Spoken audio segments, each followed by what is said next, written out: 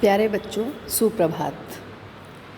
हम हिंदी गद्य के पाठ 5 अथातो घुमक्कड़ जिज्ञासा पाठ का अध्ययन कर रहे थे।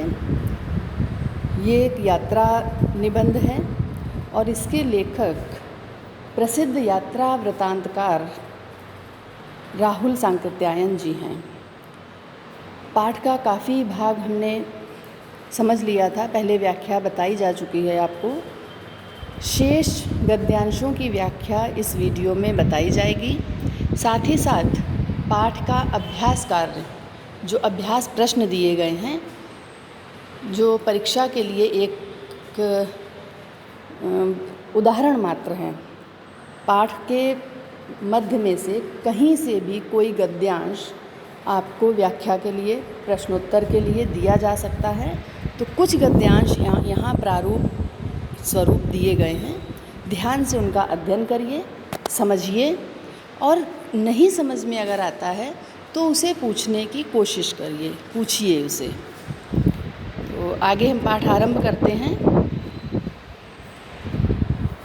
पिछले वीडियो में हमने पढ़ा था कि घुमक्कड़ केवल बुद्ध, जैन या गुरु नानक ही नहीं, स्वामी महावीर स्वामी के बाद या उनसे भी कहें कि प्रभु ईसा, उनसे भी बड़े घुमक्कड़ थे, जिन्होंने ईसाई धर्म के संदेश को कोने कोने में पहुंचाया।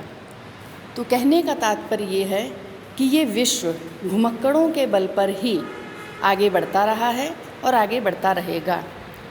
विश्व में घुमक्कड़ जब तक हैं तब तक नए नए आविष्कार होते रहेंगे, ज्ञान चारों दिशाओं में फैलता रहेगा। इतना कहने के बाद कोई संदेह नहीं रह गया कि घुमक्कड़ धर्म से बढ़कर दुनिया में धर्म नहीं। धर्म भी छोटी बात है। लेखक कहता है कि इतने सारे उदाहरण देने के बाद, इतनी सारी एक जो क्रियाकलाप हैं घुमक्कड़ों के, वो सब बताने के बाद में अब ये कहना, इसमें कोई संदेह नहीं है कि घुमक्कड़ धर्म दुनिया के सारे धर्मों में श्रेष्ठ है। घुमक्कड़ धर्म ही सर्वश्रेष्ठ है। और बल्कि घुमक्कड़ के लिए धर्म कहना भी छोटी बात है। धर्म शब्द भी उसके लिए छोटा है, उससे भी बढ़कर है धर्म। उसे घुमक्कड़ के साथ लगाना महिमा घटी समुद्र की रावण बसा पड़ोस। लेखक कहता है कि धर्म को घुमक्कड़ के साथ जोड़ देना ठीक वैसे ही होगा जैसे कि समुद्र की महिमा रावण के पड़ोस में बसने से घट गई। समुद्र विशाल, विस्तृत, गंभीर माना जाता है। गंभीरता का उदाहरण दिया जाता है, समुद्र का उपमाएं दी जाती हैं। किंतु रावण के वहाँ रहने पर समुद्र को भी सीमाओं में बांध दिया गया, उस पर भी एक पुल बना दिया गया। किस लिए? रावण के कारण। तो बुरे व्यक्ति के संपर्क में, समीपता से भी बुरा ही होता है। तो ठीक यही बात धर्म को घुमक्कड़ के साथ जोड़ने पर होगी, क्योंकि घुमक्कड़ किसी धर्म विशेष के साथ नहीं जुड़ता। घुमक्कड़ स्वतंत्र रूप से अपने स्वतंत्र विचारों के साथ भ्रमण करता है, ज्ञानार्जन करता है और ज्ञान का प्रचार प्रसार करता है। घुमक्कड़ होना आदमी के लिए परम सौभाग्य की बात है। लेखक कह रहा है कि हर किसी को ये प्राप्त नहीं होता, क्योंकि ये सौभाग्य की बात है। हर किसी का भाग्य इतना अच्छा नहीं है कि वह सौभाग्यशाली हो। यह पंथ अपने अनुयायी को मरने के बाद किसी काल्पनिक स्वर्ग का प्रलोभन नहीं देता। लेखक कहता है कि साधारणतया धर्म, यदि हम धर्म की बात करें तो धर्म, प्रत्येक धर्म में कहा जाता है कि ऐसा करिए, मरने के बाद आपको ये होगा, मोक्ष मिलेगा, आपका यश फैलेगा, कीर्ति बढ़ेगी मरने के बाद। किंतु घुमक्कड़ धर्म क्या है? ये मरने के बाद की कोई एक काल्पनिक, क्योंकि मरने के बाद देखा नहीं, केवल हम काल्पनिक कह सकते हैं कि ऐसा होता होगा। मरने के बाद क्या होता है ये नहीं पता किसी को भी आज तक। तो ये ऐसा कोई लालच नहीं देता। इसके लिए कह सकते हैं क्या खूब सौदा नगद है। ये तो नगद सौदा है। एक हाथ दो, दूसरे हाथ लो, मतलब एक हाथ यात्रा करो एक तरफ, दूसरी तरफ तुरंत आनंद का फल पाओ। घुमक्कड़ी वही कर सकता है जो निश्चिंत है। चिंतित व्यक्ति कभी घुमक्कड़ी नहीं कर सकता। यदि उसे घर, परिवार, बिजनेस और जो भी अन्य चिंताएं हैं, चाहे वो शारीरिक हो, मानसिक हो, आर्थिक हो, जो भी चिंताएं हैं, अगर किसी भी प्रकार की वो चिंता से ग्रस्त है तो घुमक्कड़ी नहीं कर सकता। उसे ये आगे बतलाया जाएगा कि किन साधनों से संपन्न होकर आदमी घुमक्कड़ बनने का अधिकारी हो सकता है। किंतु घुमक्कड़ी के लिए सबसे बड़ा जो साधन है वो चिंताहीन होना परम आवश्यक है। दोनों का अन्योन्याश्रय होना दूषण नहीं भूषण है। दोनों का एक दूसरे पर चिंताहीनता और घुमक्कड़ी, ये दोनों क्या हैं? एक दूसरे पर आश्रित होना। ये उनका दूषण, उनकी कमी नहीं है, दोष नहीं है, बल्कि ये उनका गुण है, भूषण है, आभूषण। घुमक्कड़ी से बढ़कर सुख कहाँ मिल सकता है? आखिर चिंताहीनता तो सुख का सबसे स्पष्ट रूप है। देखिए, सबसे पहला फायदा क्या कहा लेखक ने, किस प्रकार एक दूसरे पर आश्रित हैं ये दोनों, अन्योन्याश्रित, कि चिंताहीन होना संसार का सबसे बड़ा सुख कहा गया है और चिंताहीन व्यक्ति ही घुमक्कड़ी कर सकता है। तो इस प्रकार अगर चिंताहीन हो गए और घुमक्कड़ी भी, तो ये सोने पर सुहागा है। घुमक्कड़ी में कष्ट भी होते हैं, ऐसा नहीं है कि हमेशा आनंद ही मिलता हो, पर कष्ट के बाद जो मिलने वाला आनंद है वह परम सुखदायक होता है। उसे उसी तरह समझिए जैसे भोजन में मिर्च। लेखक कहता है कि मिर्च में यदि जैसे आपको खाना दिया जाए और उस खाने में बिल्कुल मिर्च ना हो, लेकिन भोजन बहुत अच्छी तरह से पकाया गया हो, बेहतरीन हो, किंतु मिर्च ना हो केवल, बाकी सब कुछ हो उसमें, घी, तेल, मसाले सब, तो क्या होगा? जो मिर्च प्रेमी है या फिर नहीं भी जो मिर्च खाता है, उसके लिए भी हल्की मिर्च तो भोजन में स्वाद को बढ़ाती ही है। बिना मिर्च के भोजन कैसा लगेगा? बीमारों की तरह, जैसे बीमार को पथ्य दिया जा रहा हो। तो उसी तरह घुमक्कड़ी में जो होने वाले कड़वे अनुभव हैं, वो उसी तरह उस मिर्च के समान यात्रा के स्वाद को बढ़ा देते हैं, यात्रा के आनंद को बढ़ा देते हैं। उसी तरह जैसे कि काली पृष्ठभूमि में चित्र अधिक खिल उठता है। आप कोई चित्र बनाइए और उसकी पृष्ठभूमि, बैकग्राउंड काला हो, उस काले बैकग्राउंड में आप जो भी चित्र बनाएंगे वो उभर कर आएगा। वो क्या होगा? वो सामने एक अधिक उभार वाला होगा। व्यक्ति के लिए घुमक्कड़ी से बढ़कर कोई नगद धर्म नहीं। ऊपर आपको बताया गया किस तरह ये नगद धर्म है। सारे धर्म केवल कल्पनाएं देते हैं, प्रलोभन देते हैं, लालच देते हैं, लेकिन घुमक्कड़ी तुरंत फल देता है। जाति का भविष्य घुमक्कड़ी पर निर्भर करता है। कौन सी जाति? मानव जाति का। इसलिए मैं कहूँगा कि हर एक तरुण और तरुणी, यहाँ केवल युवक और युवतियों के लिए कहा गया है, बुजुर्गों के लिए नहीं कहा। क्यों? क्योंकि लेखक ये समझ रहा है और वास्तविकता यही है कि अगर कोई बुजुर्ग व्यक्ति या कोई बच्चा घुमक्कड़ी करने निकलता है तो उसे अधिक कष्ट होंगे। हो सकता है वो अपने गंतव्य तक ना पहुँच सके। इसीलिए युवावस्था में ही यह व्रत कर लेना चाहिए, इस धर्म का पालन कर लेना चाहिए। इसके विरुद्ध दिए जाने वाले सारे प्रमाणों को झूठ और व्यर्थ समझना चाहिए। यदि माता पिता विरोध करें तो समझना चाहिए कि वह प्रहलाद के माता पिता के नवीन संस्करण हैं। लेखक कहता है कि अगर आप जो भी व्यक्ति, युवा जो भी है, चाहे वो पुरुष हो, स्त्री हो, युवक या युवती, अगर उसके माता पिता भी रोकते हैं, घुमक्कड़ी करने का विरोध करते हैं, तो उन्हें वैसे समझना चाहिए जैसे प्रहलाद ईश्वर भक्ति कर रहे थे और उनके पिता हिरण्यकश्यप रोक रहे थे। तो प्रहलाद के माता पिता के सबका नया रूप, नवीन संस्करण उन्हें मानना चाहिए कि एक ये नया रूप है। शक्लें बदली हैं परंतु वैसे ही हैं जैसे प्रहलाद के माता पिता थे। हितु बांधव यदि बाधा उपस्थित करते हैं, हितु बांधव जो घर परिवार, रिश्तेदार, हितैषी, आपके मित्र जो भी बाधा उपस्थित करते हैं, आपको रोक टोक करते हैं, तरह तरह के तर्क देते हैं कि घुमक्कड़ी नहीं करनी चाहिए, तो उन्हें भी ये समझना चाहिए कि वे दीवांध हैं, दिन में अंधे हैं। मतलब उन्हें दिन में भी खुली आँखों से भी दिखाई नहीं देता, आँखें होते हुए भी अंधे हैं।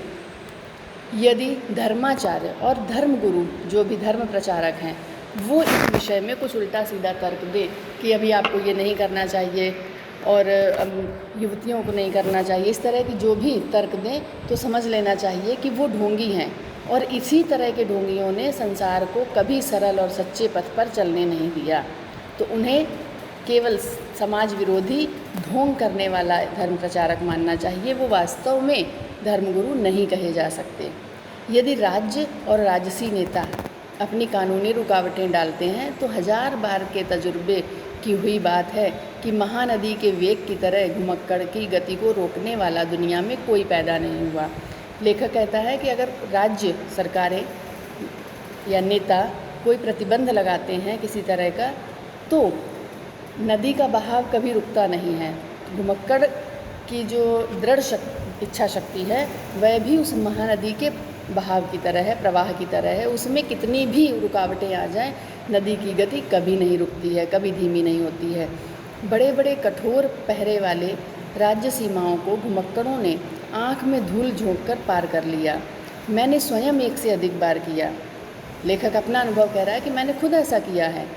कई बार सीमाओं पर रोक लगी, पर किसी न किसी तरह से, चाहे वो वहाँ के सीमा रक्षकों को, जो सीमा पर प्रहरी हैं, उस देश के सैनिक हैं, उनकी आंखों में धूल झोंककर, धोखा देकर उन्हें किसी भी तरह से वेश बदल के पहुँचे, लेकिन गए।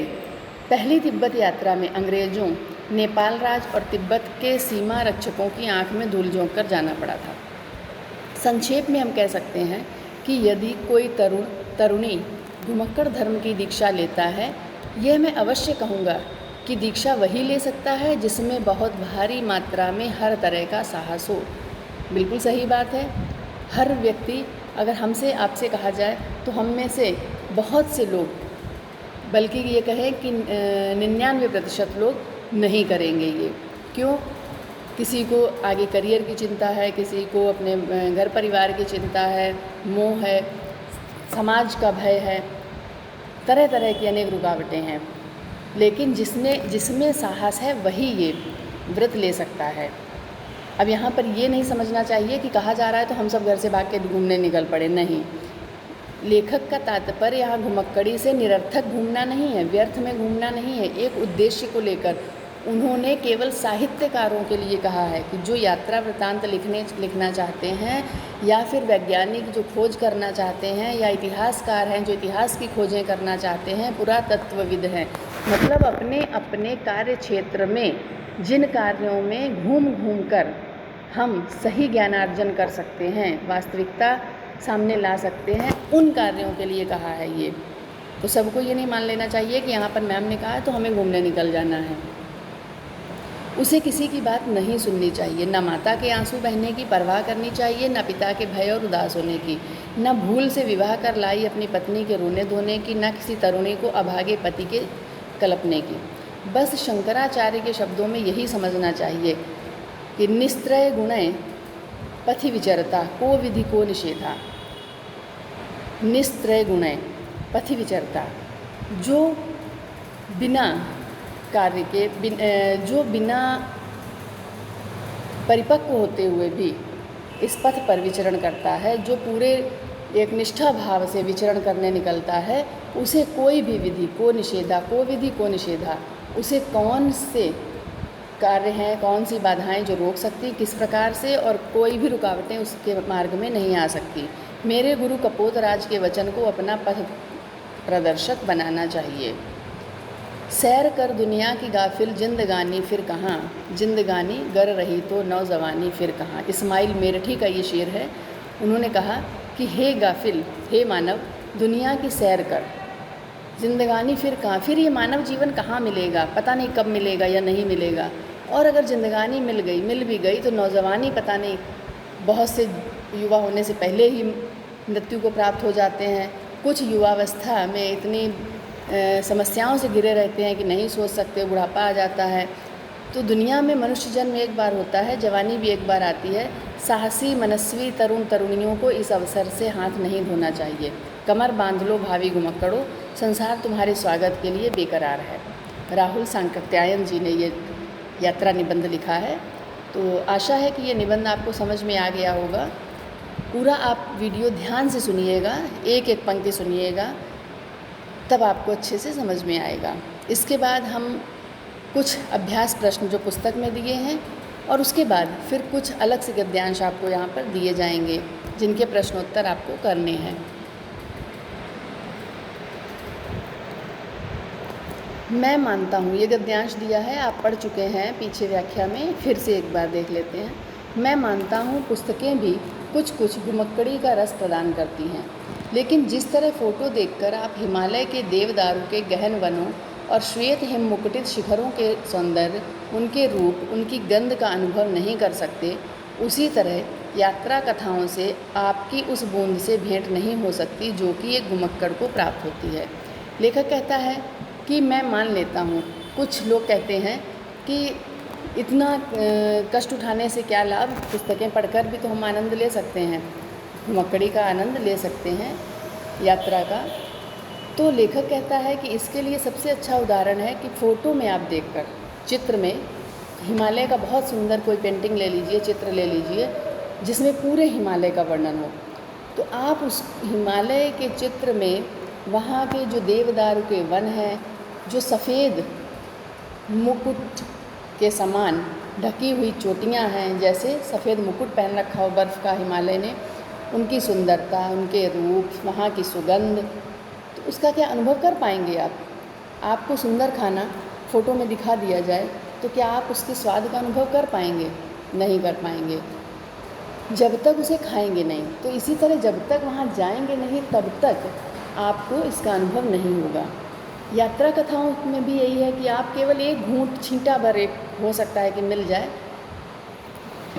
छींटा भर भी नहीं, क्योंकि घुमक्कड़ जो आनंद वहाँ जाकर इतना कष्ट उठाने के बाद जो उसे रस की एक एक बूंद प्राप्त होती है, वह पढ़ने से कहाँ मिल सकती है। ये तो रेखांकित अंश की व्याख्या थी। पहला प्रश्न वही है, गद्यांश के पाठ और लेखक का नाम या फिर संदर्भ। अगर परीक्षा में संदर्भ पूछा जाए तो आप लिखेंगे, प्रस्तुत गद्यांश हमारी पाठ्यपुस्तक हिंदी के गद्य खंड में संकलित अथातो घुमक्कड़ जिज्ञासा पाठ से अवतरित है। इसके लेखक प्रसिद्ध यात्रा वृतांतकार राहुल सांकृत्यायन जी हैं। रेखांकित अंश की व्याख्या बताई दी है। प्रस्तुत गद्यांश में राहुल जी ने क्या सिद्ध करने का प्रयास किया है? प्रस्तुत गद्यांश में राहुल जी ने यह सिद्ध करने का प्रयास किया है कि चित्र में देखकर प्रयास किया है कि यात्रा पुस्तकें पढ़ने से वो आनंद नहीं मिल सकता जो स्वयं यात्रा करके मिलता है। इसके लिए उन्होंने हिमालय के चित्र का उदाहरण देते हुए बताया है कि जिस तरह हिमालय के चित्र को देखकर हम वहाँ की सुगंध, वहाँ की सुंदरता का अनुभव नहीं कर सकते, ठीक उसी तरह यात्रा वृत्तांत पुस्तकें पढ़कर हम यात्रा का आनंद नहीं ले सकते। पूरा आपको लिखना है। इस यात्रा संबंधी साहित्य के संदर्भ में लेखक ने क्या कहा है, यही पंक्ति आगे आप लिखेंगे जो मैंने बताई है कि यात्रा संबंधी साहित्य के संदर्भ में लेखक ने कहा है कि यात्रा कथाओं से आनंद की एक बूंद भी भेंट नहीं हो सकती जो घुमक्कड़ को स्वयं घूमने से होती है। लेखक ने किस उदाहरण के माध्यम से अपनी बात को स्पष्ट किया है? लेखक ने हिमालय के उदाहरण के माध्यम से अपनी बात को स्पष्ट किया है। अगला गद्यांश, बुद्ध और महावीर से बढ़कर यदि कोई त्याग, तपस्या और सहृदयता का दावा करता है तो मैं उसे केवल दंभी कहूँगा। लेखक कहता है कि भारत देश में बुद्ध और महावीर से बढ़कर कोई भी त्याग करने वाला, तपस्या करने वाला और सहृदय व्यक्ति नहीं हुआ है। यदि कोई ऐसा दावा करता है कि वो बुद्ध और महावीर से बढ़कर त्यागी है, तपस्वी है, सहृदयी है, तो मैं केवल उसे इस बात को केवल उसका अभिमान कहूँगा। आजकल कुटिया या आश्रम बनाकर, जैसे आजकल बहुत सारे देखा है कि जगह जगह पर क्या है, आश्रम बना लिए, कुटिया बना ली, थोड़ी सी जगह 2-4 चेले बना लिए और अपने आप को बड़े बड़े संत महात्मा कहकर संबोधित करवाने लगे, प्रचार कर दिया। तो इसके लिए लेखक ने तेली के कोल्हू के बैल का, जो तेली का बैल है वो कोल्हू में बंधा रहता है एक जगह पर, क्या करता है वहीं घूमा करता है, उतनी जगह में घूम घूम कर, और पूरे विश्व में मुहावरा प्रसिद्ध हो गया, लोकोक्ति प्रसिद्ध हो गई कि कोल्हू का बैल होना मतलब दिन रात मेहनत करना। तो दिन रात मेहनत बैल करता है, कोल्हू भी तो चलता है, तेली भी तो उसके साथ चलता है, उसे क्यों नहीं कहते? तो ठीक यही दशा ऐसे लोगों की जो अपने आप को संत महात्मा कहते हैं किंतु कुटिया से बाहर नहीं निकलते, आराम अपनी सुविधाओं को नहीं छोड़ना चाहते। तो ये रेखांकित अंश है। लेखक कहते हैं, लेकिन मैं तो कहूँगा कि घुमक्कड़ी को त्याग कर यदि महापुरुष बना जाता तो गली गली में देखे। लेखक कहता है कि मेरे अनुसार, क्योंकि लेखक यात्रा को महत्व देते हैं, इसलिए वो कहते हैं कि मेरे अनुसार यदि कोई व्यक्ति घुमक्कड़ी को त्याग कर महापुरुष बन सकता तो गली गली में महात्मा बन जाते, महापुरुष हो जाते। संदर्भ वैसे ही है, व्याख्या बता दी आपको। गौतम बुद्ध महावीर स्वामी और उनके अनुयायियों के संबंध में लेखक ने क्या कहा है?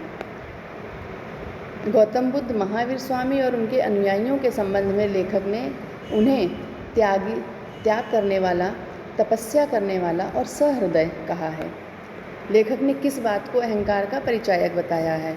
लेखक ने उन लोगों को अहंकार का परिचायक बताया है। किस बात को पूछा है?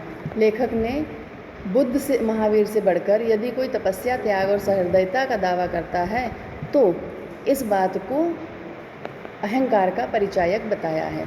आजकल के साधुओं के संबंध में लेखक ने क्या कहा है? आजकल कुटिया या आश्रम बनाकर यहाँ से लेकर चेले कहलवाते हैं यहाँ तक। ठीक है, सारे प्रश्न हो गए। अगला, संसार में यदि अनादि सनातन धर्म है तो वह घुमक्कड़ है। लेखक कह रहा है कि सनातन धर्म सबसे प्राचीन कहा जाता है, सर्वाधिक प्राचीन है विश्व में, पूरे विश्व में, भारत में नहीं। परंतु लेखक कहते हैं कि घुमक्कड़ उससे भी प्राचीन धर्म मैं कहूँगा। अगर घुमक्कड़ को धर्म के साथ जोड़ें तो मैं कहूँगा कि घुमक्कड़ी उससे भी प्राचीन धर्म है, लेकिन वो धर्म की तरह संकुचित नहीं है। जैसे कि धर्म सीमाओं में बंध जाता है कहीं कहीं पर, तो घुमक्कड़ी वो नहीं है। वह आकाश की तरह महान है, समुद्र की तरह विशाल है। घुमक्कड़ी क्या है? घुमक्कड़ी आसमान की तरह महानता है। किसी को भी, जैसे आसमान कोई भेदभाव नहीं करता, उसकी सीमाएं विस्तृत हैं, कोई उसे बांध नहीं सकता सीमाओं में, ऐसे ही घुमक्कड़ को कोई सीमाओं में जकड़ नहीं सकता। समुद्र की तरह विशाल है। जिन धर्मों में ने अधिक यश और महिमा प्राप्त की, केवल घुमक्कड़ी धर्म के कारण। लेखक कहता है कि अगर किसी धर्म ने अधिक यश पाया, महिमा पाई, कीर्ति मिली उसे, तो किस कारण? घुमक्कड़ी के कारण ही। अब यहाँ पर रेखांकित अंश की व्याख्या आपको बता दी, संदर्भ वही है। संसार का आदि घुमक्कड़ धर्म कौन सा है? संसार का आदि घुमक्कड़ धर्म कौन है? सनातन धर्म। संसार में आदि सनातन धर्म घुमक्कड़ धर्म है। कुछ धर्मों ने यश और महिमा किसके कारण? घुमक्कड़ी के कारण। प्रभु ईसा और उनके अनुयायियों के संदर्भ में लेखक ने क्या कहा? प्रभु ईसा घुमक्कड़ थे। प्रभु ईसा और अनुयायियों के संदर्भ में लेखक ने कहा कि प्रभु ईसा और उनके अनुयायी भी घुमक्कड़ थे, जिन्होंने ईसा के संदेश को कोने कोने में पहुंचाया। मेरे पूरे वाक्य को, जो मेरे द्वारा कहे जा रहे हैं वाक्य, यहाँ पर आप सुनेंगे ध्यान से और यही आप लिखेंगे उत्तर। अगर स्वयं से अच्छा लिख सकते हैं तो बहुत अच्छी बात है, प्रयास करिए, और नहीं अगर लिख पा रहे हैं तो सुनकर पूरा लिखिए।